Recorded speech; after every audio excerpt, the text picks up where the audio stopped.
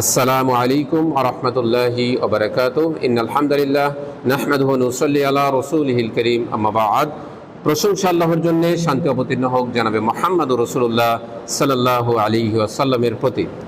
সম্মানিত দর্শক শ্রোতামণ্ডলী, সকলকে আন্তরিক অভিনন্দন জানাচ্ছি। আজকের প্রশ্নটি হচ্ছে, মুসলিম সমাজে শাসন ব্যবস্থা কেমন হওয়া উচিত? যারা আল্লাহ সুবহানাহু ওয়া তাআলার আইনে বিচার করে না তারা কি কাফের? মুসলিম সমাজে অবশ্যই আল্লাহ এবং তার রাসূলের বিধিবিধান কায়েম করা উচিত, অর্থাৎ কোরআন এবং হাদিসের আইন বাস্তবায়ন করা উচিত।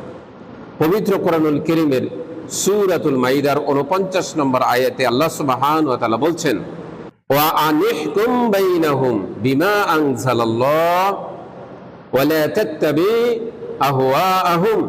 আল্লাহ সুবহানাহু ওয়া তাআলা বলছেন, ওয়া আনিহকুম বাইনাহুম, আপনি তাদের মধ্যে ফয়সালা করুন, বিমা আনজালাল্লাহ, আল্লাহ যা নাজিল করেছেন তা দিয়ে, ওয়ালা তাত্তাবি, আপনি অনুসরণ করবেন না, আহওয়াআহুম, তাদের কুপ্রবৃত্তির, তাদের খেয়াল খুশির অনুসরণ আপনি করবেন না।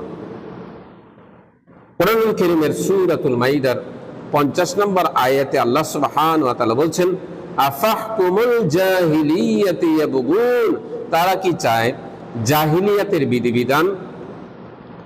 মান আহসানু মিনাল্লাহি হুকমাল কওমি ইউকিনুন, আল্লাহ সুবহানাহু ওয়া তাআলার চাইতে কে উত্তম আছে যে দৃঢ় বিশ্বাসী সম্প্রদায়ের জন্য বিধিবিধান তৈরি করবে।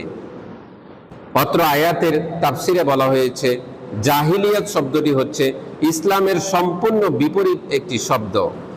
ইসলাম হচ্ছে সম্পূর্ণ জ্ঞানের পথ যা আল্লাহ সুবহানাহু ওয়া তাআলা নাজিল করেছেন। ইসলাম ব্যতীত অন্য যত পথ রয়েছে সবই হচ্ছে জাহিলিয়াতের পথ।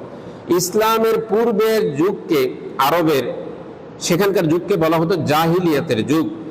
জাহিলিয়াতের যুগ এই কারণে বলা হতো, কারণ হচ্ছে মানুষ তার খেয়াল খুশি অনুসারে, কুপ্রবৃত্তির অনুসারে, তার ইচ্ছা অনিচ্ছা, তার ভালো লাগা খারাপ লাগা, এগুলো দিয়ে সে তার বিধিবিধান তৈরি করেছিল। এই জন্য সেই সমাজকে জাহিলিয়াতের সমাজ বলা হয়, জাহিলিয়াতের যুগ বলা হয়। আল্লাহ সুবহানাহু ওয়া তাআলা যা মুহাম্মদ সাল্লাল্লাহু আলাইহি সাল্লামের উপর নাজিল করেছেন, এছাড়া কেউ যদি বিধিবিধান তৈরি করে সেটাই হচ্ছে জাহিলিয়াতের বিধিবিধান। যারা আল্লাহ সুবহানাহু ওয়া তাআলার আইনে বিচার করে না তারা কি কাফের? যারা আল্লাহ সুবহানাহু ওয়া তাআলার আইনে বিচার করে না তাদেরকে আল্লাহ সুবহানাহু ওয়া তাআলা কাফের বলেছেন।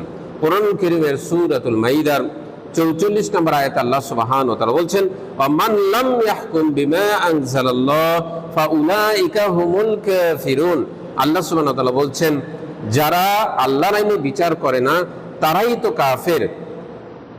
আল্লাহ সুবহানাহু ওয়া তাআলা কোরআনুল কারীমের সূরাতুল মাইদার 45 নম্বর আয়াতে বলছেন, ওয়া মান লাম ইয়াহকুম বিমা আনজালাল্লাহ ফাউলাইকা হুমুজ জালিমুন, তারাই তো জালেম যারা আল্লাহ সুবহানাহু ওয়া তাআলার আইনে বিচার করে না। আল্লাহ সুবহানাহু ওয়া তাআলা কোরআনুল কারীমের সূরাতুল মাইদার 47 নম্বর আয়াতে বলছেন, ওয়া মান লাম ইয়াহকুম বিমা আনজালাল্লাহ ফাউলাইকা হুমুল ফাসিকুন। আল্লাহ সুবহানাহু ওয়া তাআলা বলছেন, তারাই হচ্ছে ফাসিক যারা আল্লাহ সুবহানাহু ওয়া তাআলার আইনে বিচার করে না। আল্লাহ সুবহানাহু ওয়া তাআলা তাদেরকে কাফের বলছেন, তাদেরকে জালেম বলছেন, তাদেরকে ফাসিক বলছেন। কিন্তু এক শ্রেণীর লোক রয়েছে যারা বাড়াবাড়ি করে, তারা বলছে যে আল্লাহ সুবহানাহু ওয়া তাআলা কাফের বলছেন, সুতরাং সে হচ্ছে বড় কাফের। আল্লাহ জালেম বলেছেন, সুতরাং সে হচ্ছে বড় জালেম। আল্লাহ ফাসিক বলেছেন, সুতরাং সে হচ্ছে বড় ফাসিক। তাই তার রক্তকে হালাল মনে করছে, অনেক ক্ষেত্রে তাকে হত্যা করছে। এটা হচ্ছে বাড়াবাড়ি। আল্লাহ সুবহানাহু ওয়া তাআলা তাদের মধ্যে ভাগ করেছেন। ইবনে কাসিরে এই আয়াতের তাফসিরে বলা হয়েছে, ইবনে আব্বাস রাদিয়াল্লাহু তাআলা বর্ণনা করেন, তিনি বলেছেন যে অস্বীকার করে, মান জাহাদা মা আনজালাল্লাহ ফাকাদ কাফার, যে অস্বীকার করে আল্লাহ যা নাজিল করেছেন সে হচ্ছে কাফের। তিনি বলেন, ওয়া মান আকররা বিহি ওয়া লাম ইয়াহকুম বিহি ফাহুয়া যালিমুন ফাসিকুন। তিনি বলছেন, যে ব্যক্তি স্বীকার করে আল্লাহর আইনকে কিন্তু সে অনুযায়ী সে বিচার ফয়সালা করতে পারে না, তার দুনিয়াবি গরজে হোক অথবা অন্য কোনো কারণে হোক, সে আল্লাহ সুবহানাহু ওয়া তাআলার আইন বাস্তবায়ন করতে পারে না, এর জন্য তাকে হিসাব দিতে হবে।